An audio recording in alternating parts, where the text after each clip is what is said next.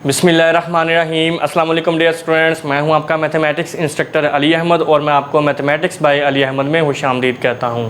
और अगर अभी तक आपने मेरा चैनल सब्सक्राइब नहीं किया तो इसको ज़रूर सब्सक्राइब करें और बेल आइकन पर क्लिक करें ताकि मेरे आने वाली हर वीडियो आपको बर वक्त मिल सके। जैसा कि आप जानते हैं कि हम PPSC लेक्चर मैथमेटिक्स के जो पास्ट पेपर्स हैं वो डिस्कस कर रहे हैं और इससे पहले हम 2017 और 2015 का जो PPSC लेक्चर मैथमेटिक्स का पेपर है ये हम कंप्लीट डिस्कस कर चुके हैं। इन तमाम लेक्चर्स के लिंक आपको डिस्क्रिप्शन में मिल जाएंगे, वहाँ से आप देख सकते हैं। और आज से हम PPSC लेक्चर मैथमेटिक्स का जो 2011 का पेपर है ये स्टार्ट करने जा रहे हैं और आज के इस लेक्चर में हम इस पेपर के फर्स्ट 10 MCQs डिस्कस करेंगे। तो आइए स्टार्ट करते हैं। MCQ नंबर 1 की स्टेटमेंट कुछ इस तरह से है, a ring R is a Boolean ring if for all x belongs to R।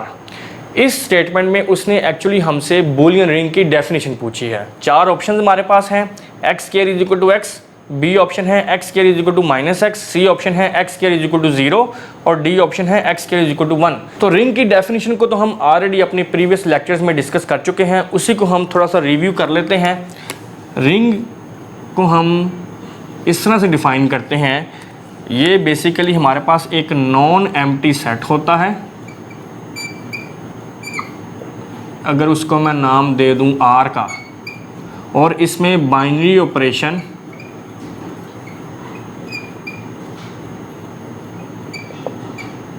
Addition और मल्टीप्लिकेशन इस तरह से डिफाइन होते हैं। नंबर 1, ये जो R हमने नॉन एम्प्टी सेट उठाया है, this is semi group with respect to multiplication. Number 2, this is abelian group with respect to addition. and third number पे है जी left and right distributive properties holds. तो ring basically एक ऐसा non empty set है जिसमें binary operation addition और multiplication इस तरह से डिफाइंड हो कि वो सेमी ग्रुप हो with respect to multiplication, abelian group हो विद रिस्पेक्ट टू एडिशन और लेफ़्ट और राइट डिस्ट्रीब्यूटिव लॉज अगर होल्ड करें तो फिर हम उस नॉन एम्प्टी सेट को रिंग का नाम देते हैं। ये बात क्लियर हो गई। अब हम देखते हैं कि ये जो बुलियन रिंग है ये क्या होता है।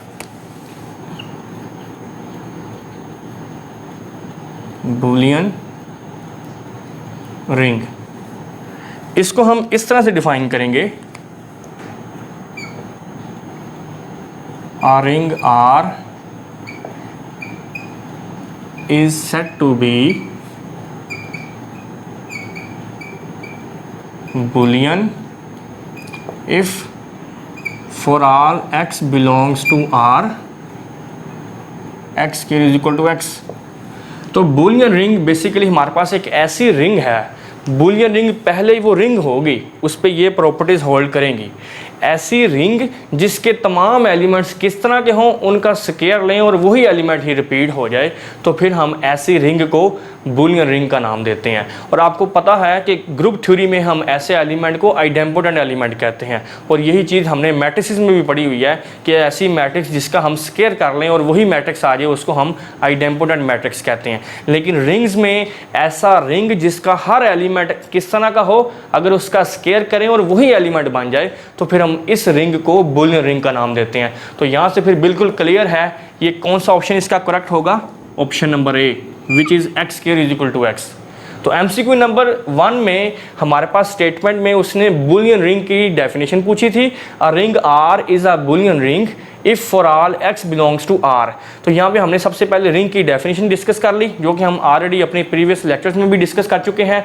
फिर हमने देखा कि बूलियन रिंग ऐसी रिंग होती है जिसके हर एलिमेंट का स्क्वायर करने से वही एलिमेंट ही आ जाए, उसको हम बूलियन रिंग का नाम देते हैं। तो फिर यहाँ पे कंडीशन थी x square is equal to x और इसके मुताबिक फिर इसका कौन सा ऑप्शन करेक्ट था, ऑप्शन नंबर ए। तो मैं उम्मीद करता हूँ कि ये पहला MCQ आपने अच्छे तरीके से अंडरस्टैंड कर लिया होगा। नेक्स्ट अब हम MCQ नंबर 2 को डिस्कस करते हैं। इसकी स्टेटमेंट कुछ इस तरह से है, a group of quaternions is a non abelian group of order dash उसने हमसे ये पूछा है कि जो ग्रुप ऑफ कटर्नियंस है जो कि नॉन अबिलियन ग्रुप है उसका ऑर्डर क्या होगा। हमारे पास 4 ऑप्शंस हैं 6, 8, 10 और 4। अब यहाँ पे हमें सबसे पहले तो ये पता होना चाहिए कि किसी ग्रुप के ऑर्डर से क्या मुराद है। ऑर्डर ऑफ आ ग्रुप, तो ऑर्डर ऑफ ग्रुप एक्चुअली क्या होता है, number of elements in a group. तो किसी भी ग्रुप में जितने नंबर ऑफ एलिमेंट्स होंगे उतना उस ग्रुप का ऑर्डर होगा। अब उसने चूँकि बात की है ग्रुप ऑफ कटर्नियंस की, तो ग्रुप ऑफ कटर्नियंस को हम Q8 से डिनोट करते हैं और इसमें एलिमेंट्स कुछ इस तरह से होते हैं +-1 +-i +-j और +-k।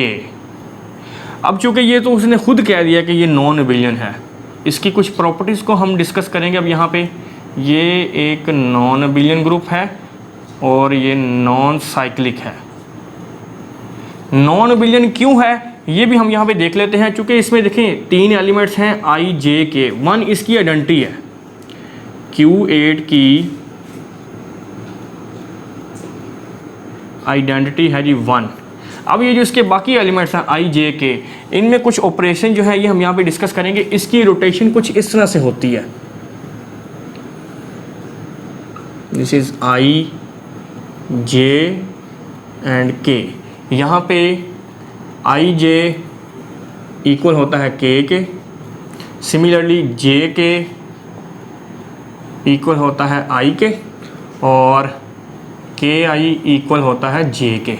हाँ, अगर आप इसकी रोटेशन चेंज कर दें, मतलब i j मैंने लिखा ना k के इक्वल है, अगर मैं इसको लिखूँ j i मतलब रोटेशन ऑपोजिट कर दूं तो फिर ये -k होगा। सिमिलरली जब मैं j k को लिखूँगा k j तो ये हो जाएगा -i, और जब मैं k i को लिखूँगा i k डायरेक्शन ऑपोजिट कर दूंगा तो फिर ये -j हो जाएगा। इसीलिए ये ग्रुप नॉन अबिलियन है। देखें ना, यहाँ पे i j i के इक्वल नहीं है। इस रीज़न की वजह से हम इसको नॉन अबिलियन कहते हैं। और ये नॉन साइक्लिक भी है क्योंकि इसमें हमें कोई जनरेटर नहीं मिलता।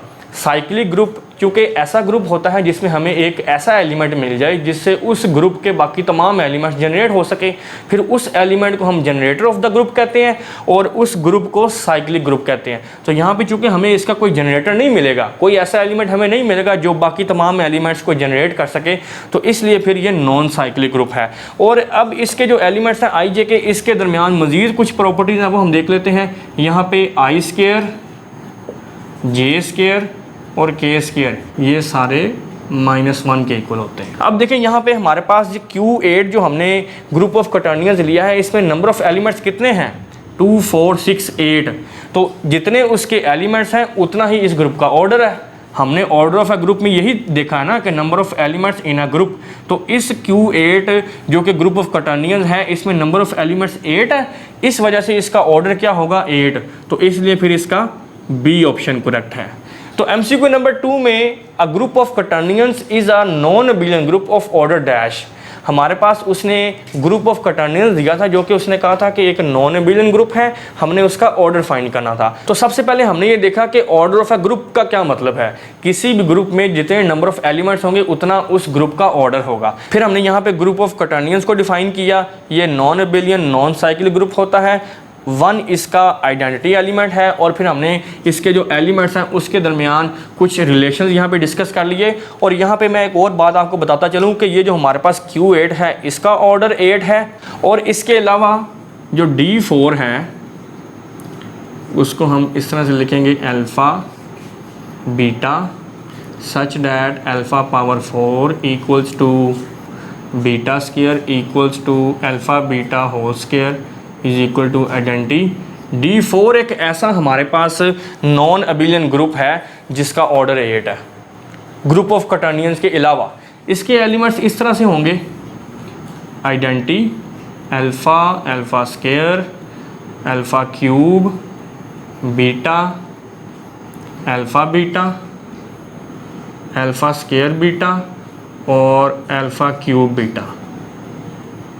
तो ये हमारे पास D4 एक ऐसा ग्रुप है जिसका ऑर्डर 8 है और ये भी नॉन एबिलियन ग्रुप है। लेकिन चूंकि स्टेटमेंट में उसने हमसे ग्रुप ऑफ क्वाटर्नियंस के बारे में पूछा था और जिसका ऑर्डर हमने यहाँ पे क्या देखा 8 है, तो इसलिए इसका बी ऑप्शन करेक्ट है। तो मैं उम्मीद करता हूँ कि MCQ नंबर 2 भी आपने अच्छे तरीके से अंडरस्टैंड कर लिया होगा। नेक्स्ट अब हम MCQ नंबर 3 को डिस्कस करते हैं। इसकी स्टेटमेंट कुछ इस तरह से है, every group of prime order is dash. हर वो ग्रुप जिसका ऑर्डर प्राइम होगा वो क्या होगा। 4 ऑप्शन है हमारे पास। ऑप्शन ए है an abelian but not cyclic, B option है an abelian group, C option है अ नॉन एबिलियन ग्रुप और डी ऑप्शन है a cyclic group.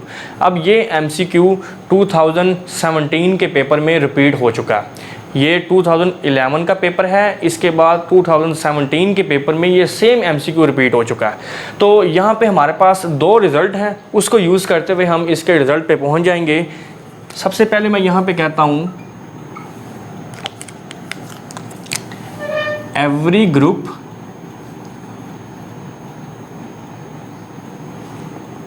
of prime order is cyclic। हर वो ग्रुप जिसका ऑर्डर प्राइम होगा वो cyclic होगा।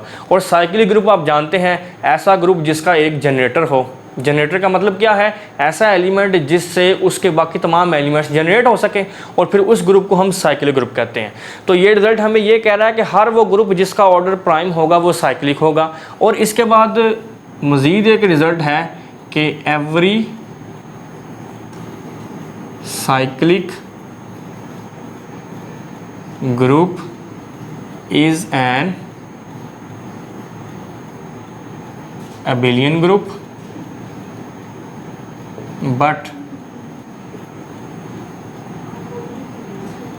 converse is not true because an abelian group may or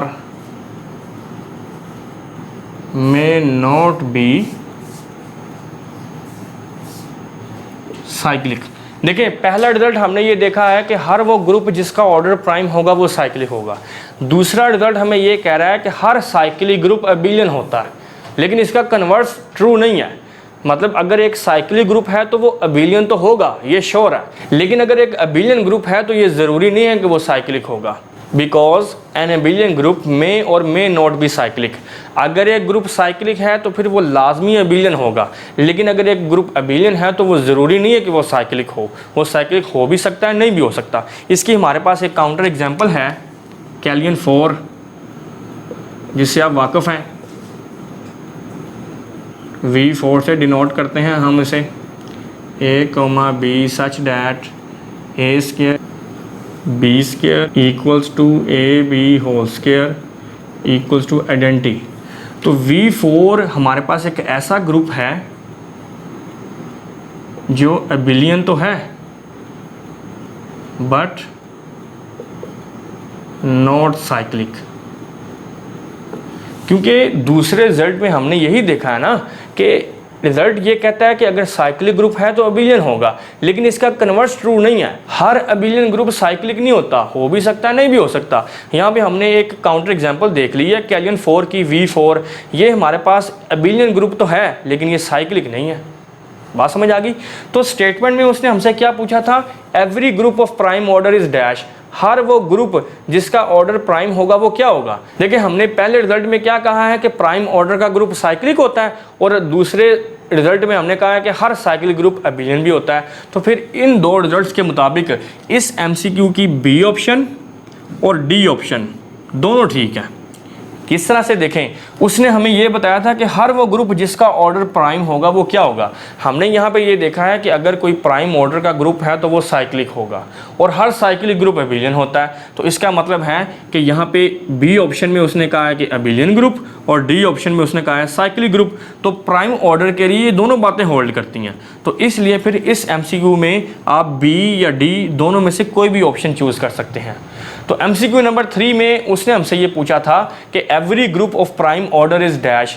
her group जिसका order prime होगा वो क्या होगा। यहाँ पे हमने दो रिजल्ट्स यूज़ किए हैं। पहला रिजल्ट ये कहता है कि हर ग्रुप जिसका ऑर्डर प्राइम होगा वो साइक्लिक होगा, और दूसरा रिजल्ट हमने ये देखा है कि हर साइक्लिक ग्रुप अबिलियन होता है। लेकिन इसका कन्वर्स ट्रू नहीं है कि अगर एक ग्रुप अबिलियन है तो वो ज़रूरी नहीं कि साइक्लिक भी होगा, वो साइक्लिक हो भी सकता है, नहीं भी हो सकता। यहाँ पे हमने कैलियन 4 एक काउंटर एग्जांपल ले ली थी V4, जिसमें इस तरह के एलिमेंट्स हैं A square is equal to B square is equal to AB square is equal to identity, जो कि एक अबिलियन ग्रुप है लेकिन साइक्लिक नहीं है। ये इसकी काउंटर एग्जांपल है, ये जो हमने यहाँ पे स्टेटमेंट लिखी है कि हर अबिलियन ग्रुप ज़रूरी नहीं कि साइक्लिक भी हो। तो फिर इसके मुताबिक हमारी कौन सी ऑप्शन करेक्ट होगी? Option number B and D दोनों इस पे होल्ड करती हैं, क्योंकि स्टेटमेंट में उसने ये कहा था कि ग्रुप का ऑर्डर है प्राइम, तो प्राइम ऑर्डर का ग्रुप साइक्लिक भी होता है, और अगर साइक्लिक हो गया तो फिर वो लाजमी अबिलियन भी होगा। तो इसलिए ऑप्शन B या D दोनों में से कोई भी चूज़ कर सकते हैं आप। तो मैं उम्मीद करता हूँ कि MCQ नंबर 3 भी आपने अच्छे तरीके से अंडरस्टैंड कर लिया होगा। नेक्स्ट अब हम MCQ नंबर 4 को डिस्कस करते हैं। इसकी स्टेटमेंट कुछ इस तरह से है, any two conjugate subgroups of a group G are dash. दो अगर कॉन्जुगेट सब ग्रुप्स हैं किसी ग्रुप G के तो वो क्या होंगे, उनके दरमियान क्या रिलेशन होगा।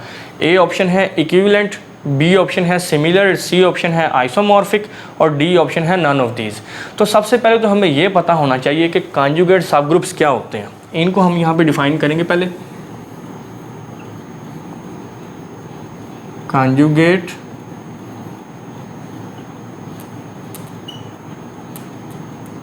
सब ग्रुप्स, इसको हम इस तरह से डिफाइन करेंगे, let H and K are subgroups of G, they are conjugate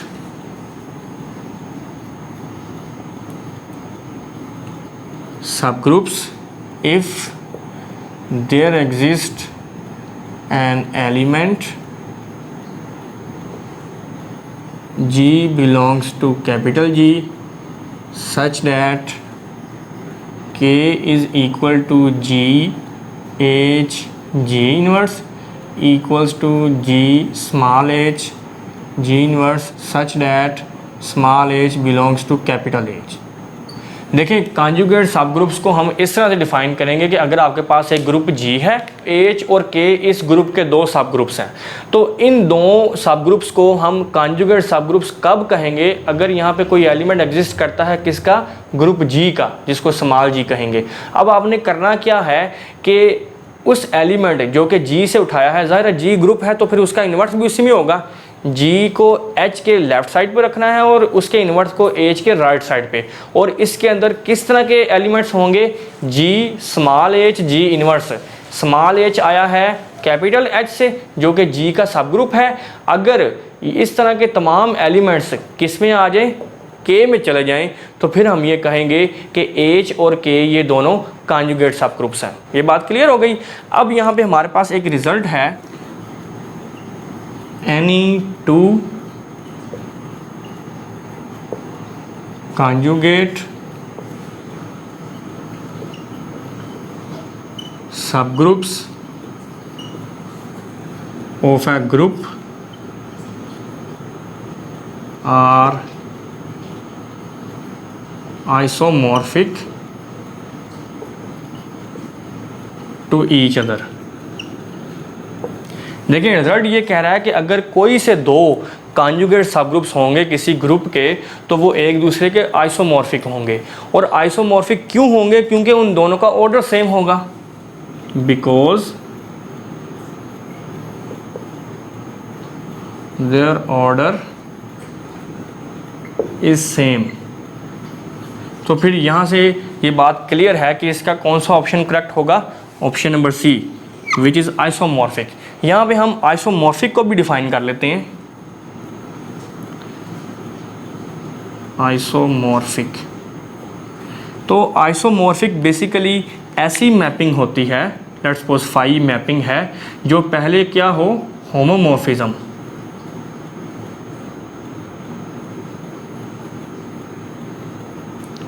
homomorphism को भी हम प्रीवियस लेक्चर्स में डिस्कस कर चुके हैं। यहाँ पे क्या कंडीशन होती है, phi of A dot B किसके इक्वल हो, phi of A cross phi of B. तो आइसोमॉर्फिक के लिए मैपिंग का पहले होमोमॉर्फिज्म होना ज़रूरी है।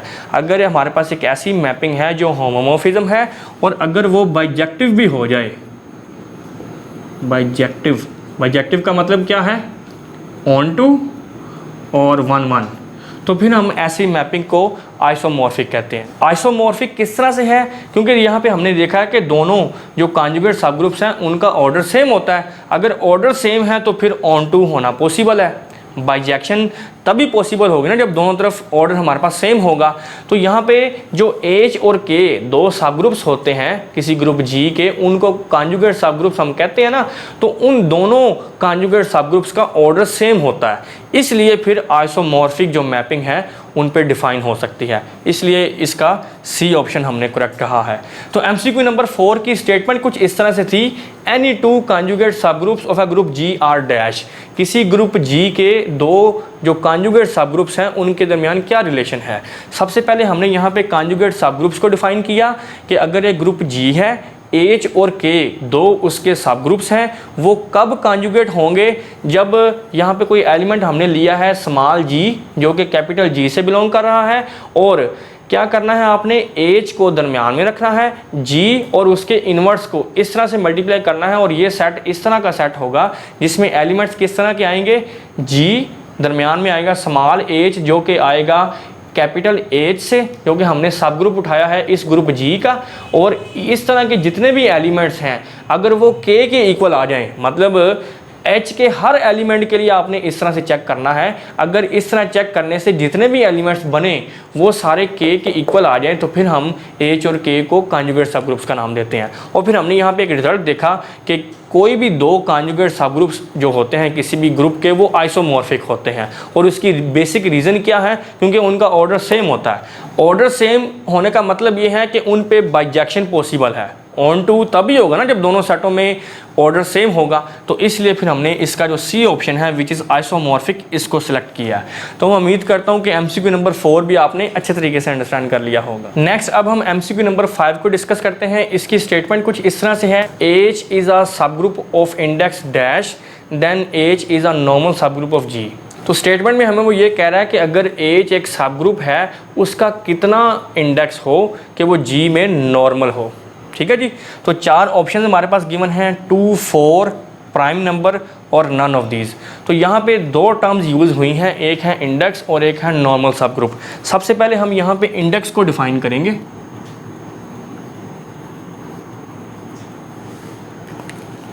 This is number of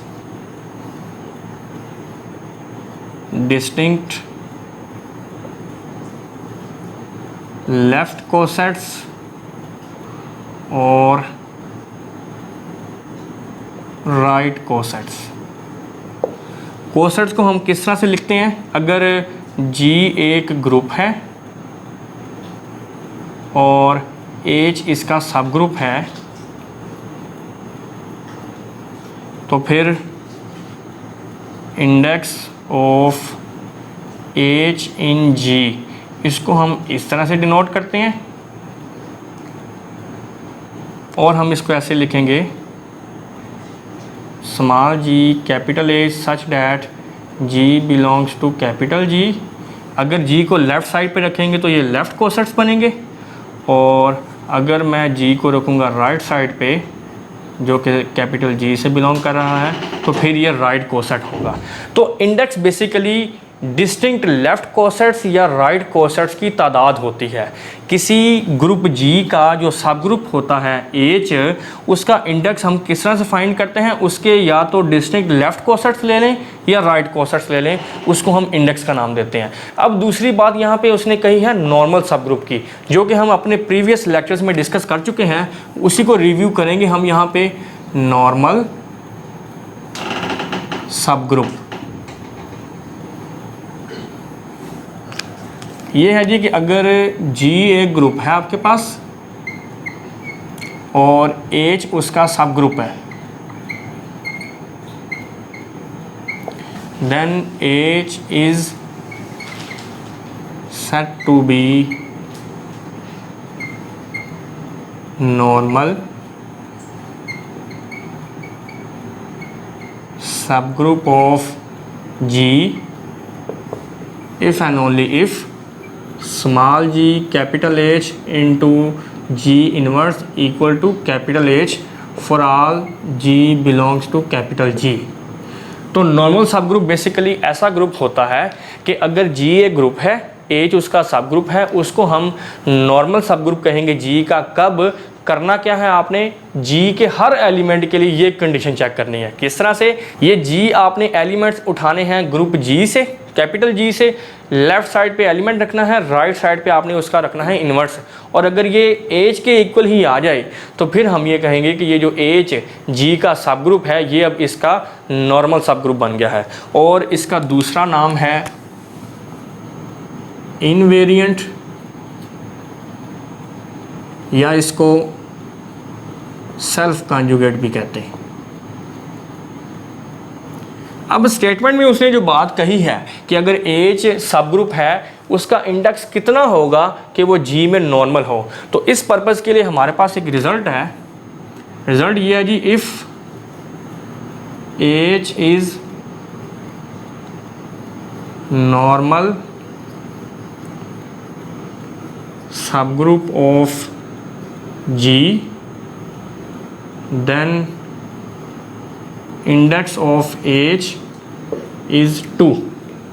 statement हमें ये कह रही है रिजल्ट की कि अगर H एक नॉर्मल सब ग्रुप है ग्रुप G का तो फिर उसका इंडेक्स कितना होगा, 2। इंडेक्स क्या है actually, number of distinct left cosets या राइट कोसेट्स। तो फिर इस रिजल्ट के मुताबिक इस MCQ की कौन सी ऑप्शन करेक्ट होगी, option number A which is 2। तो MCQ नंबर 5 में उसने हमसे ये पूछा था कि अगर H एक सब ग्रुप है उसका कितना इंडेक्स हो कि वो G में नॉर्मल हो। तो यहाँ पे हमने सबसे पहले देखा कि इंडेक्स क्या होता है, which is actually number of distinct left cosets या राइट कोसेट्स। इसको हम इस तरह से डिफाइन करते हैं कि G एक ग्रुप है और H उसका सब ग्रुप है, तो index of H in G को हम इस तरह से डिनोट करते हैं, और वो क्या होता है, या तो लेफ्ट कोसेट्स या राइट कोसेट्स डिस्टिंक्ट। और फिर हमने यहाँ पे नॉर्मल सब ग्रुप की डेफिनेशन भी देख ली, और यहाँ पे हमने एक रिजल्ट देखा है कि अगर H एक नॉर्मल सब ग्रुप है G का तो फिर उसका इंडेक्स कितना होगा, 2। मतलब फिर H के जो लेफ्ट कोसेट्स या राइट कोसेट्स वो कितने होंगे, 2। और इसके मुताबिक फिर इसका ए ऑप्शन करेक्ट है। तो मैं उम्मीद करता हूं कि MCQ नंबर 5 भी आपने अच्छे तरीके से अंडरस्टैंड कर लिया होगा। नेक्स्ट अब हम MCQ नंबर 6 को डिस्कस करते हैं। इसकी स्टेटमेंट कुछ इस तरह से है, NG is a maximal ideal of a ring Z if and only if n is dash। Statement में हमें वो ये कह रहा है कि NG Z का मैक्सिमल आइडियल होगा कब, जब n की वैल्यू क्या हो। 4 ऑप्शन हमारे पास हैं, prime number, composite number, natural number और नन ऑफ दीज। अब इसकी ऑप्शंस को डिस्कस करने से पहले हमें कुछ चीज़ों का पता होना चाहिए। इससे प्रीवियस लेक्चर्स में हम आइडियल की डेफिनेशन को डिस्कस कर चुके हैं, उसी का मैं रिव्यू यहाँ पे लूँगा। अगर कोई सबसेट है आपके पास I, नॉन एम्प्टी सबसेट, किसका, R का, और R यहाँ पे रिंग है। एक हमने नॉन एम्प्टी सबसेट ले लिया रिंग R का। अगर ये नॉन एम्प्टी सबसेट 2 कंडीशंस को सेटिस्फाई करेगा तो हम इसको R का आइडियल कहेंगे। अब वो कंडीशंस कौन सी हैं? पहली कंडीशन ये थी कि अगर 2 एलिमेंट आप उठाते हैं इसी I में से और इनका सब्ट्रैक्शन लेने से भी जो आंसर आए वो भी इसी I से बिलोंग करें। ठीक हो गया। दूसरी कंडीशन ये थी कि अगर आप एक एलिमेंट उठाते हैं I से और एक एलिमेंट लेट्स सपोज R उठाते हैं रिंग में से, R में से, तो AR या RA दोनों बिलोंग करने चाहिए I से। ये 2 कंडीशंस अगर ये I जो कि हमने नॉन एम्प्टी सबसेट उठाया है R रिंग का, कंडीशंस को सेटिस्फाई करे तो फिर हम इसको आइडियल ऑफ R का नाम देते हैं। ये बात क्लियर हो गई। अब हम देखते हैं कि मैक्सिमल आइडियल क्या होता है, इसको डिफाइन करते हैं। मैक्सिमल आइडियल, देखें मैक्सिमल आइडियल को हम इस तरह से डिफाइन करते हैं कि अगर m कोई भी आइडियल है आपके पास रिंग R का और वो R के इक्वल ना हो तो फिर हम उसको उस सूरत में मैक्सिमल आइडियल कहेंगे R का, अगर m और R के दरमियान और कोई भी आइडियल एग्जिस्ट ना करे। There is no ideal strictly between m and R। बात समझ आ गई? और इसको हम ऐसे लिख सकते हैं, m कंटेन करे किसमें, R में, और इसके दरमियान कोई भी आइडियल एग्जिस्ट ना करे m और R के दरमियान, उस सूरत में हम m को R का मैक्सिमल आइडियल कहेंगे। अब हमारे पास जो स्टेटमेंट गिवन है वो है जी NZ is a maximal ideal of a ring Z if and only if n is dash. तो यहाँ पे हम थ्योरम की एक स्टेटमेंट यूज करेंगे, वो ये है कि NZ is a maximal ideal of Z if and only if n is prime number, कि जब भी n कोई प्राइम नंबर होगा तो फिर nz जो है वो z का मैक्सिमल आइडियल होगा। तो यहाँ से आपको आंसर तो क्लियर हो गया है कि इसका ए ऑप्शन करेक्ट है विच इज़ प्राइम नंबर। लेकिन इस चीज़ को आप इस तरह भी अंडरस्टैंड कर सकते हैं, फॉर एग्जांपल अगर मैं कहता हूँ जी n मेरा कोई कंपोजिट नंबर है, n कंपोजिट नंबर है, लेट्स सपोज फिर मैं लूँगा 6z, क्योंकि उसने nz की बात की है ना, तो अगर मैं n ले लेता हूँ कोई कंपोजिट नंबर तो 6z किसके इक्वल होगा, 0 plus minus 6 plus minus 12 plus minus 18 up to so on. तो ये देखें 6z कंटेन कर रहा है z को, 6z z का उस वक्त मैक्सिमल आइडियल होगा जब इसके दरमियान कोई भी और आइडियल एग्जिस्ट ना करे, लेकिन इसके दरमियान एक आइडियल एग्जिस्ट कर रहा है। फॉर एग्जांपल अगर मैं 2z की बात करूं, 2z क्या होगा, 0 plus minus 2 plus minus 4 plus minus 6 plus minus 8 plus minus 10 up to so on. तो ये देखें ये जो 2z है ये 6z को कंटेन कर रहा है, 6z हमने ये बनाया ना, तो 6z के सारे एलिमेंट्स इसमें होंगे, तो फिर हम इसको ऐसे लिख सकते हैं 6z contain 2z and 2z contain z। इसका मतलब है 6z मैक्सिमल आइडियल नहीं है। क्यों नहीं है? क्योंकि 6z और z के दरमियान एक और आइडियल एग्जिस्ट कर गया है। इसी तरह अगर आप n ले लें कोई prime number, let's suppose n मैं ले रहा हूँ प्राइम नंबर और वो नंबर मैं उठा लेता हूँ 7, तो फिर 7z क्या होगा, 0 plus minus 7 plus minus 14 plus minus 21 plus minus 28 up to so on. अब अगर मैं ये कहूँ जी 7z कंटेन कर रहा है z में, अब इसके दरमियान ऐसा कोई आइडियल एग्जिस्ट नहीं करता जो 7z को अपने अंदर कंटेन करे, क्योंकि 7z के अंदर कौन कौन से एलिमेंट्स हैं, 7 14 21 28, तो इसके दरमियान अब ऐसा कोई भी आइडियल नहीं है जो इन तमाम एलिमेंट्स को अपने अंदर कंटेन कर ले, जैसा कंपोजिट के केस में हुआ था। और इसलिए फिर हम 7z को कहेंगे this is maximal ideal of z। बात क्लियर हो गई? तो इससे हमें यह पता चल गया कि जब जब n कंपोजिट नंबर होगा वो मैक्सिमल आइडियल नहीं होगा, लेकिन जब जब n प्राइम नंबर होगा तो वो हमारा मैक्सिमल आइडियल बन जाएगा। इसीलिए फिर हमने इसकी ए ऑप्शन को करेक्ट कहा है विच इज़ प्राइम नंबर। तो एमसीक्यू नंबर 6 की स्टेटमेंट कुछ इस तरह से थी, NZ is a maximal ideal of a ring Z if and only if n is dash. NZ Z का मैक्सिमल आइडियल होगा कब, जब n की वैल्यू क्या हो। 4 ऑप्शन हमारे पास गिवन थी। सबसे पहले हमने आइडियल की डेफिनेशन को रिवाइज कर लिया जो कि हम अपने प्रीवियस लेक्चर्स में ऑलरेडी डिस्कस कर चुके हैं। उसके बाद हमने ये देखा कि मैक्सिमल आइडियल क्या होता है। इसको हम इस तरह से डिफाइन करते हैं कि अगर m कोई भी आइडियल है आपके पास रिंग R का, वो R के इक्वल नहीं होना चाहिए और हम उसको उस सूरत मैक्सिमल आइडियल कहेंगे जब उस आइडियल और R के दरमियान कोई दूसरा आइडियल एग्जिस्ट ना करे। There is no ideal strictly between m and R। उस सूरत में फिर हम कहेंगे कि m is maximal ideal of R। और यहाँ पे हमने एक थ्योरम की स्टेटमेंट देखी कि NZ is a maximal ideal of Z if and only if n is prime, कि जब भी n प्राइम होगा NZ Z का मैक्सिमल आइडियल होगा। यहाँ से फिर हम इसकी ए ऑप्शन को करेक्ट कर सकते हैं। लेकिन यहाँ पे हमने दो केसेस को डिस्कस करके इसको मज़ीद अच्छे तरीके से अंडरस्टैंड कर लिया कि अगर n हम कंपोजिट लेंगे तो उस सूरत में हमारे पास जो आइडियल बनेगा वो ऐसा आइडियल होगा जिसको कोई और आइडियल भी अपने अंदर कंटेन कर लेगा। ये मैंने यहाँ पे एग्जांपल दी है 2z की, 3z भी 6z को कंटेन कर सकता है, इसलिए फिर हम 6z को मैक्सिमल आइडियल नहीं कह सकते। लेकिन जब भी हम यहाँ पे कोई प्राइम नंबर लेंगे, 7z मैंने लिया है, आप इसके अलावा 11z ले लें, 13z ले लें, 17z ले लें, कोई भी प्राइम नंबर ले लें, फिर उसके और z के दरमियान ऐसा कोई भी आइडियल एग्जिस्ट नहीं करेगा जो इसको अपने अंदर कंटेन करे।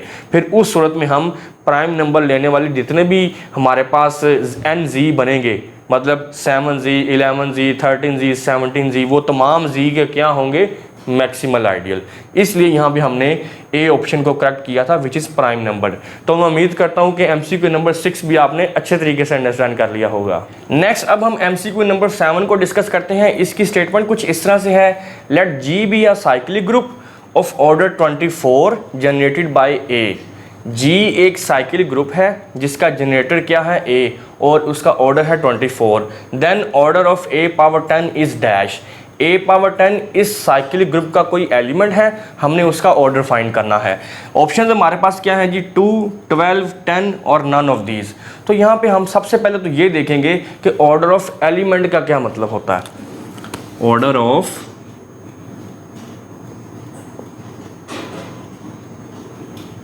एलिमेंट, इसको हम इस तरह से डिफाइन करते हैं, any least positive integer n is called order of A belongs to G group है if A power n is equal to identity। किसी भी स्मॉलेस्ट पॉजिटिव इंटीजर को हम ऑर्डर ऑफ एलिमेंट कहेंगे जब उतनी पावर लेने से आइडेंटिटी के इक्वल आ जाए। यहाँ पे मैंने एक एलिमेंट लिया है ग्रुप जी का, अगर a पावर n लेने से आइडेंटिटी के इक्वल आता है हमारे पास आंसर, तो फिर ये जो n है this is order of this element a। ये बात क्लियर हो गई। अच्छा, अब स्टेटमेंट में उसने ये कहा है कि एक हमारे पास साइक्लिक ग्रुप है जिसका ऑर्डर है 24। अब लैग्रांज थ्योरम आपने पढ़ा हुआ है, लैग्रांज थ्योरम की स्टेटमेंट क्या कहती है कि सब ग्रुप का ऑर्डर ग्रुप के ऑर्डर को डिवाइड करता है। अब लैग्रांज थ्योरम की ही आगे एक्सटेंशन है, इसकी करोलरी है कि अगर आपके पास कोई फाइनाइट ग्रुप है तो उसके एलिमेंट का ऑर्डर भी ग्रुप के ऑर्डर को डिवाइड करता है। ठीक हो गया। अब हमने चूंकि इस एलिमेंट का ऑर्डर फाइंड करना है a पावर 10 का, तो इसके लिए हमारे पास जो पॉसिबल ऑप्शंस मौजूद हैं इसको हम 1 बाय 1 चेक कर लेते हैं। यहाँ पे पहले मैं a पावर 10 की पावर लेता हूँ 2, क्योंकि हमने ऑर्डर ऑफ एलिमेंट की डेफिनेशन यही देखी है ना कि किसी भी एलिमेंट की जितनी पावर पे आइडेंटिटी बन जाए this is order of element. तो यहाँ पे हम 1 बाय 1 इन तीनों को चेक कर लेंगे, जितनी पावर लेने से आइडेंटिटी बन गई वो इस एलिमेंट का ऑर्डर बन जाएगा। तो यहाँ पे जब मैंने पावर 2 ली तो ये बनेगा a पावर 20, तो ये तो आइडेंटिटी के इक्वल नहीं है क्योंकि यहाँ पे ग्रुप का ऑर्डर है 24 और यहाँ पे एलिमेंट की पावर क्या आई है 20, तो ये तो इसको डिवाइड नहीं करता, लिहाजा ये आइडेंटिटी के इक्वल नहीं है। इसके बाद हम a पावर 10 की पावर ले लेते हैं 12, तो ये इक्वल होता है 120 और 24 देखें इसको डिवाइड करता है, ये आइडेंटिटी के इक्वल आ गया। इट मीन्स a पावर 10 का ऑर्डर क्या होगा 12, क्योंकि a पावर 10 की पावर 12 लेने से 120 आया है ना, और 24 इसको डिवाइड करता है, तो इसलिए ये आइडेंटिटी के इक्वल हो गया। इसलिए हम ये कह सकते हैं कि जो a पावर 10 एलिमेंट है इसका ऑर्डर कितना है 12। बात क्लियर हो गई। लेकिन ये तो है कि अगर आपके पास यहाँ पे नंबर्स गिवन है तो आपने ये काम कर लिया। लेट्स सपोज अगर ये ऑप्शंस आपके पास मौजूद ही नहीं है, आप इन जनरल कहते हैं जी एक ग्रुप है और ए उसका जनरेटर है, हमने a पावर 10 का ऑर्डर फाइंड करना है, तो इसके लिए हमारे पास एक फार्मूला है, हम वो भी यहाँ पे डिस्कस कर लेते हैं। फार्मूला हमें ये कहता है कि a पावर k किसी एलिमेंट का ऑर्डर इक्वल होता है ग्रुप का order divided by GCD of order of group comma जो उस एलिमेंट की पावर है k। ये फार्मूला हमारे पास है कि अगर आपके पास कोई भी साइक्लिक ग्रुप है उसका कोई ना कोई ऑर्डर होगा, उसके किसी भी एलिमेंट का अगर आपने ऑर्डर फाइंड करना है तो वो आप इस फार्मूले की मदद से फाइंड कर सकते हैं। अब वो देखें किस तरह से इसमें वैल्यूज पुट करें। यहाँ पे हमारे पास के क्या है, ए की पावर यहाँ पे 10 है ना, हमने इसी का ऑर्डर फाइंड करना है ना, और ऑर्डर ऑफ ग्रुप कितना है हमारे पास 24, GCD of order of group है जी 24 और के क्या है हमारे पास यहाँ पे 10। अब आप देखें जीसीडी ऑफ 24 एंड 10 ये क्या होता है। अब ये जीसीडी आपको पता है होता है ग्रेटेस्ट कॉमन डिवाइजर। 24 और 10 का जीसीडी क्या होता है 2, क्योंकि 2 ही एक ऐसा नंबर है जो 24 और 10 दोनों को डिवाइड करता है और ये सबसे ग्रेटर है। तो ये हमारे पास आंसर फिर क्या आ गया 12। तो इस तरह से आप किसी भी साइकिल ग्रुप का अगर ऑर्डर आपको दिया जाए तो उसके किसी भी एलिमेंट का आप इस तरह से ऑर्डर फाइंड कर सकते हैं। तो देख लें आप यहाँ से भी हमारे पास रिजल्ट क्या आया है 12। तो एमसीक्यू नंबर 7 में हमारे पास स्टेटमेंट कुछ इस तरह से थी कि let G be a cyclic group of order 24 generated by A. एक साइक्लिक ग्रुप हमें दिया था जिसका जनरेटर ए था और उस ग्रुप का ऑर्डर था 24। हमने क्या करना था, हमने इस एलिमेंट ए पावर 10 का ऑर्डर फाइंड करना था। तो सबसे पहले हमने ये देखा कि ऑर्डर ऑफ एलिमेंट से क्या मुराद है, किसी भी एलिमेंट की जितनी पावर लेने से आइडेंटिटी के इक्वल आ जाए वो पावर उस एलिमेंट का ऑर्डर होता है। तो यहाँ पे हमने ये 3 ऑप्शन जो गिवन थी 2, 12, 10 इनको 1 बाय 1 ए की पावर 10 की पावर लेके यहाँ पे देख लिया। पहले जब मैंने पावर 2 ली तो वो 20 आया, तो 24 तो इसको डिवाइड नहीं करता। इसी तरह से जब मैंने पावर 12 ली तो यहाँ पे मेरे पास ऊपर पावर बनी 120 और 24 चूंकि इसको डिवाइड करता है। लैग्रांज थ्योरम की करोलरी है कि एलिमेंट का ऑर्डर भी ग्रुप के ऑर्डर को डिवाइड करता है अगर आपका ग्रुप फाइनाइट है। तो इस तरह से हमने यहाँ पे देखा कि इसका बी ऑप्शन करेक्ट है। लेकिन अगर आपके पास ये ऑप्शंस मौजूद ना हो, आपके पास कोई साइक्लिक ग्रुप दे दिया जाए जिसका कोई ऑर्डर है, लेट्स सपोज एन ऑर्डर है, तो आपने उसके किसी भी एलिमेंट का अगर ऑर्डर फाइंड करना है तो वो आप इस फार्मूले की मदद से फाइंड कर सकते हैं। फार्मूला क्या कहता है कि order of element is equal to order of group divided by GCD of order of group comma power of that element. तो यहाँ पे हमने देखा कि हमारे ग्रुप का ऑर्डर कितना था 24 और जीसीडी हमने किन 2 नंबर्स का फाइंड करना है, order of group which is 24 और power of that element which is 10।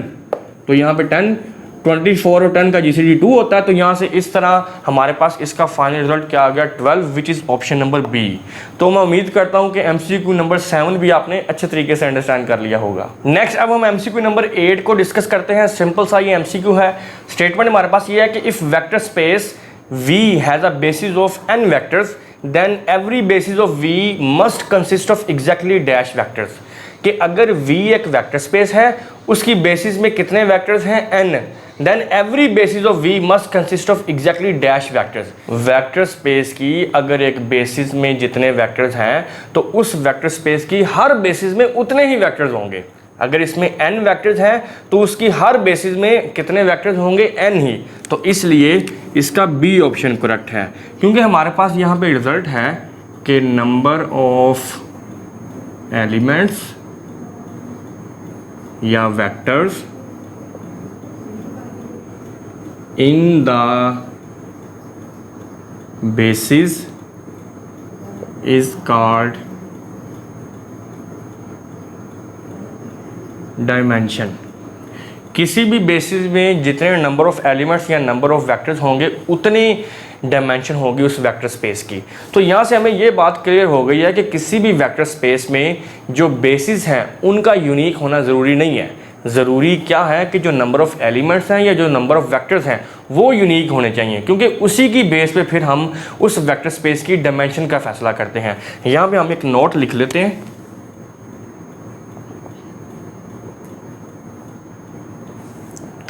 Note ये है जी,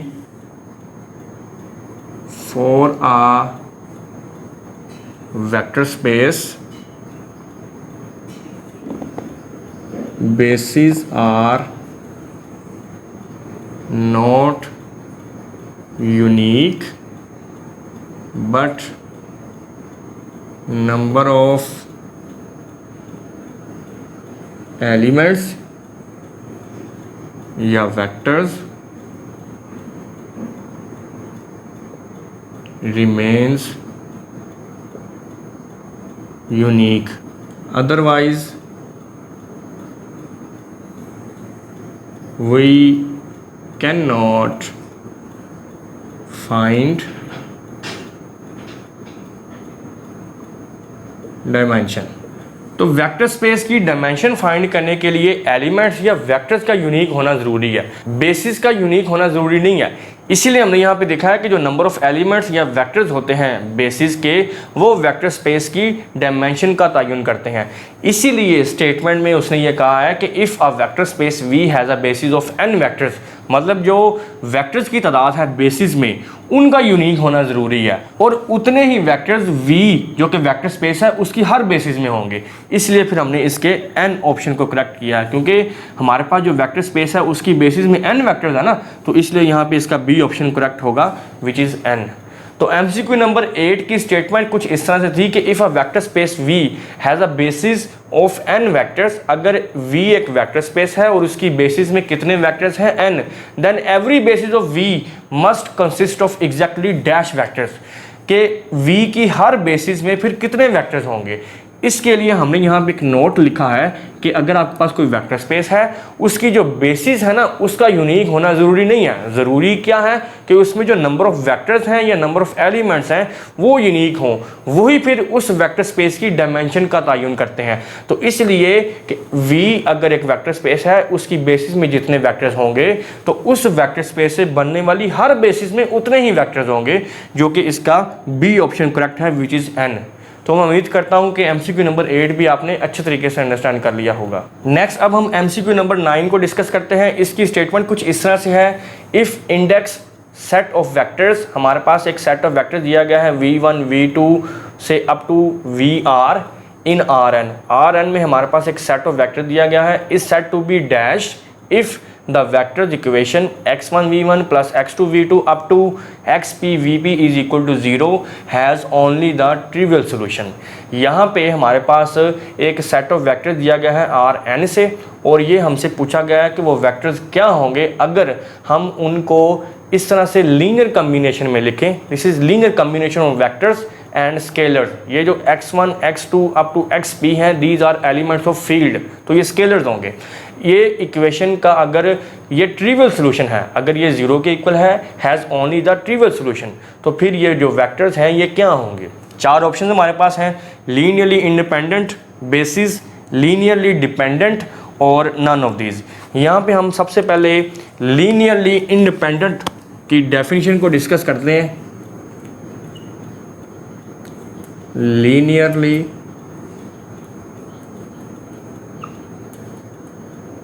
इंडिपेंडेंट वेक्टर्स लीनियरली इंडिपेंडेंट कब होते हैं? Let v1 v2 up to vn are vectors, these are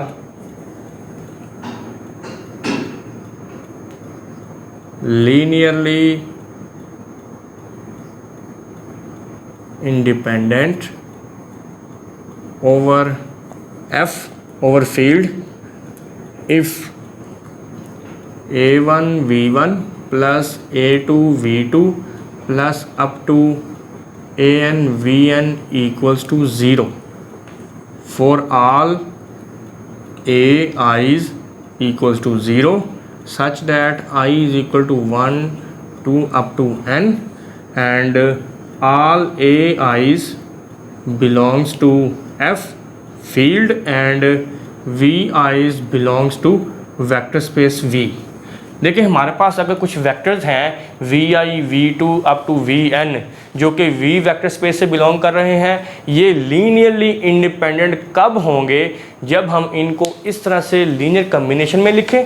और ये a1 a2 up to an ये कहाँ से आए हैं? ये फील्ड के एलिमेंट्स हैं, ये स्केलर्स हैं। जब हम इन वेक्टर्स को इस तरह से लीनियर कम्बिनेशन में लिखें और तमाम जो स्केलर्स हैं, मतलब जो फील्ड के एलिमेंट्स हैं, अगर वो 0 हो जाएं, उस सूरत में हम ये कहते हैं these vectors are linearly independent. और अगर एक भी स्केलर नॉन ज़ीरो हो तो फिर वेक्टर्स लीनियरली डिपेंडेंट हो जाते हैं। लीनियरली डिपेंडेंट, अगर एक स्केलर भी नॉन ज़ीरो हो, अगर सारे ज़ीरो हो जाएं तो फिर ये वेक्टर्स लीनियरली इंडिपेंडेंट होते हैं। ये बात क्लियर हो गई। अब देखिए हमारे पास स्टेटमेंट में उसने ये जो लीनियर कम्बिनेशन दिया है, ये वो कह रहा है कि ये ट्रिवियल सोल्यूशन है। तो यहाँ पे हमारे पास ट्रिवियल सॉल्यूशन की डेफिनेशन ये है कि if x1 v1 plus x2 v2 plus up to xp vp equal to 0 is trivial solution. अगर ये ट्रिवियल सॉल्यूशन हो then all xi equals to x2 equals to up to last हमारे पास है xp, ये सारे क्या होंगे 0। अगर ये ट्रिवियल सॉल्यूशन है इसका तो फिर ये सारे जो x1 x2 xp मतलब जो स्केलर्स हैं ये सारे किसके इक्वल होंगे 0। और लीनियरली इंडिपेंडेंट की डेफिनेशन में हमने यही देखा है ना कि तमाम जो स्केलर्स हैं फील्ड के एलिमेंट्स अगर वो 0 हो जाएं तो उस सूरत में फिर हम वेक्टर्स को क्या कहते हैं, लीनियरली इंडिपेंडेंट। तो फिर इसलिए इसकी कौन सी ऑप्शन करेक्ट होगी, option number A which is linearly independent. और यहाँ पे हम बेसिस को भी डिस्कस कर लेते हैं। बेसिस को हम इस तरह से डिफाइन करते हैं, linearly independent vectors form basis of vector space। किसी भी वेक्टर स्पेस के वो वाले वेक्टर्स जो लीनियरली इंडिपेंडेंट हैं वो बेसिस बनाते हैं। ये बात क्लियर हो गई। और यहाँ पे हमने जो वेक्टर्स लिए हैं v1 v2 vr, these are not basis of rn। उसकी रीज़न क्या है, v1 v2 up to vr is not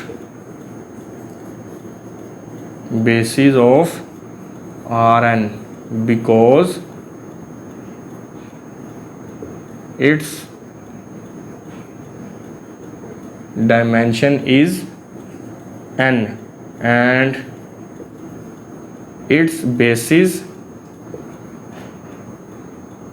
consists of n vectors। यहाँ पे अगर वो ये कह देता कि ये जो r है ये n के इक्वल है, अगर r n के इक्वल होता तो फिर ये जो वेक्टर्स जो कि लीनियरली इंडिपेंडेंट हैं ये बेसिस भी बनाते। क्योंकि हमें उसने ये नहीं बताया कि ये जो r है ये n के इक्वल है या नहीं, तो इसलिए ये जो लीनियरली इंडिपेंडेंट वेक्टर्स हैं ये इसकी बेसिस नहीं बनाएंगे। क्यों नहीं बनाएंगे, क्योंकि आर एन की डायमेंशन n है और जितनी किसी वेक्टर स्पेस की डायमेंशन होती है उतने ही उसकी बेसिस में वेक्टर्स होते हैं। ये हमने प्रीवियस एमसीक्यू में ये डिस्कस किया है। तो ये जो आर एन की बेसिस होगी उसमें कितने वेक्टर्स होंगे, n वेक्टर्स। क्यों, क्योंकि इसकी डायमेंशन n है, जबकि यहाँ पे हमारे पास जो वेक्टर्स गिवन है वो वी आर तक है। तो इसलिए चूँकि हमारे पास ये इन्फॉर्मेशन नहीं पता हमें कि ये जो r है क्या ये n के इक्वल है या नहीं, तो इसलिए फिर ये जो लीनियरली इंडिपेंडेंट वेक्टर्स हैं ये बेसिस नहीं बनाएंगे। तो इसलिए फिर हमने इनको लीनियरली इंडिपेंडेंट कहा है। तो एमसीक्यू नंबर 9 की स्टेटमेंट कुछ इस तरह से थी, if index set of vectors, vectors हमारे पास दिए गए थे v1 से vr तक इन Rn is said to be dash if the vector equation x1 v1 plus x2 v2 up to xp vp is equal to 0 has only the trivial solution. यहाँ पे हमने सबसे पहले लीनियरली इंडिपेंडेंट वेक्टर्स की definition देखी कि कुछ vectors v1 v2 vn are linearly independent over f field if अगर हम उनको फील्ड के एलिमेंट्स के साथ इस तरह से लीनियर कम्बिनेशन में लिखें। ये जो a1 a2 an है ये फील्ड के एलिमेंट्स हैं, मतलब स्केलर्स हैं।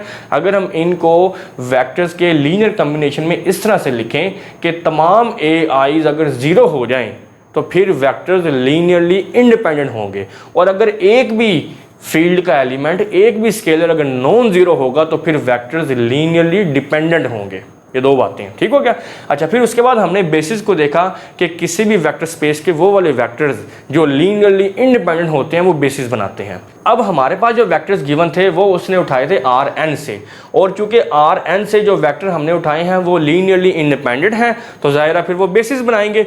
लेकिन चूंकि इसकी डायमेंशन एन है तो इसकी डायमेंशन में कितने वेक्टर्स होंगे, एन। लेकिन यहाँ पे जो वेक्टर्स हैं वो तो वी आर तक हैं। यहाँ पे हमें ये नहीं बताया गया कि आर जो है वो एन के इक्वल है या नहीं।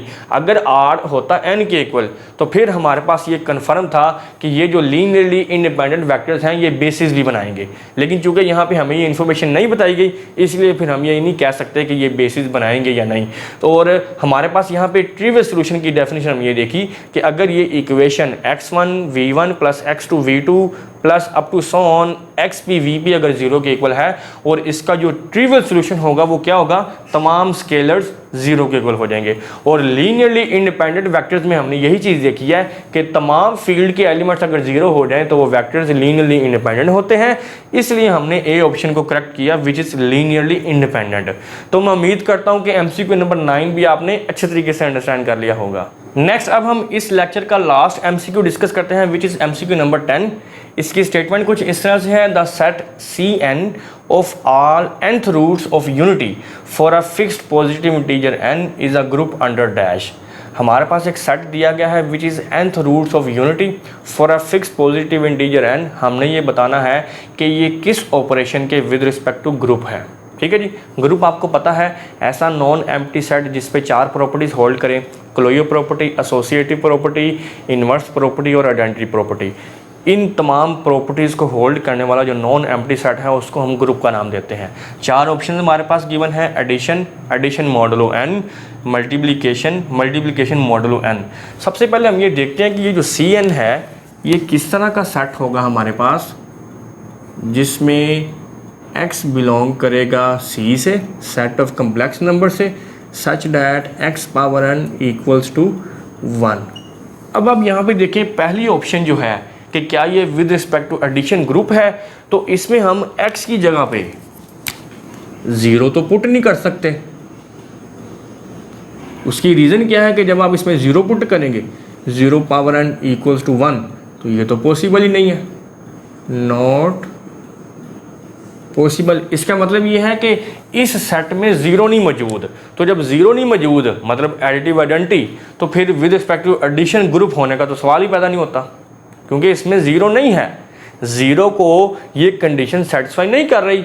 तो इसका मतलब ये हो गया कि 0 चूँकि इसमें मौजूद नहीं है, जिसको हम एडिटिव आइडेंटिटी भी कहते हैं, तो फिर ये with respect to addition group नहीं होगा।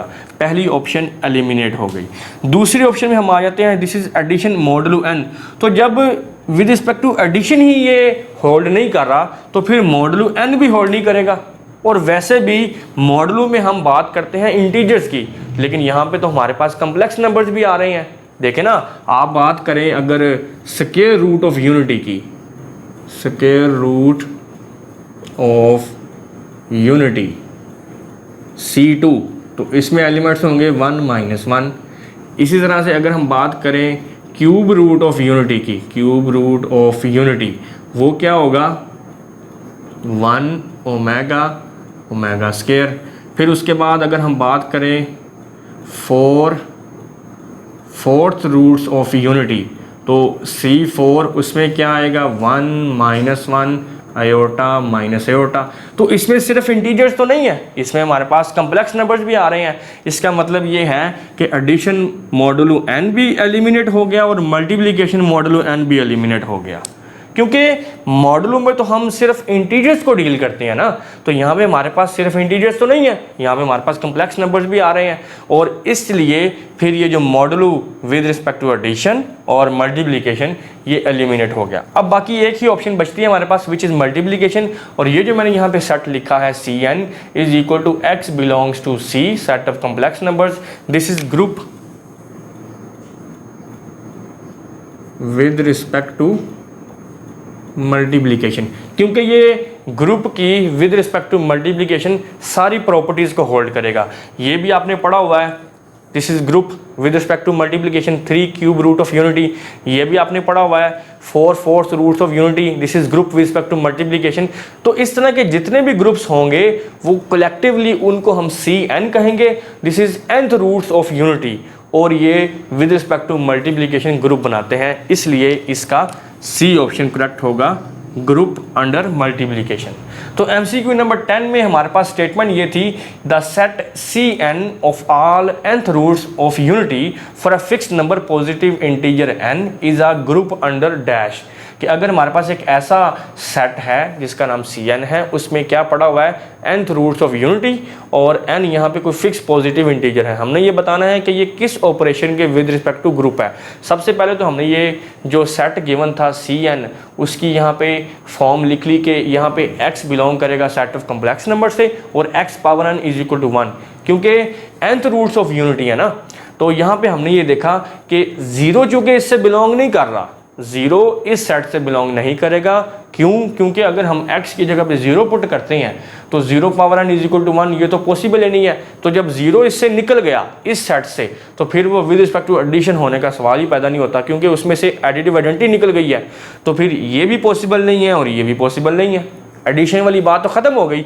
फिर उसके बाद ये जो मॉडुलो n है, मॉडुलो n का केस हम सिर्फ इंटीजर्स की सूरत में डिस्कस करते हैं, लेकिन हमारे पास ये जो सेट है इसमें इस तरह के एलिमेंट्स भी तो होंगे ना, C2, C3, C4। तो C3, C4 में तो कम्प्लेक्स नंबर्स भी शामिल हैं, जबकि मॉडुलो तो हम सिर्फ डिस्कस करते हैं इंटीजर्स के लिए। इसका मतलब है ये 2 ऑप्शंस भी इससे एलिमिनेट हो गई। फिर उसके बाद हमने ये पढ़ा हुआ है ऑलरेडी कि जो स्क्वायर रूट ऑफ यूनिटी है, this is also group with respect to multiplication. Similarly C3 और C4 these are all group under multiplication। तो फिर इसलिए ये जो सेट है Cn जिसमें nth रूट्स ऑफ यूनिटी पड़े हुए हैं, this is also group under multiplication, जो कि इसका C ऑप्शन करेक्ट है। तो मैं उम्मीद करता हूँ कि ये लास्ट MCQ भी आपने अच्छे तरीके से अंडरस्टैंड कर लिया होगा। और आज की इस वीडियो में हमने PPSC लेक्चर मैथमेटिक्स 2011 के फर्स्ट 10 MCQ सॉल्व किए हैं, और मैं उम्मीद करता हूँ कि तमाम MCQs आपने अच्छे तरीके से अंडरस्टैंड कर लिए होंगे।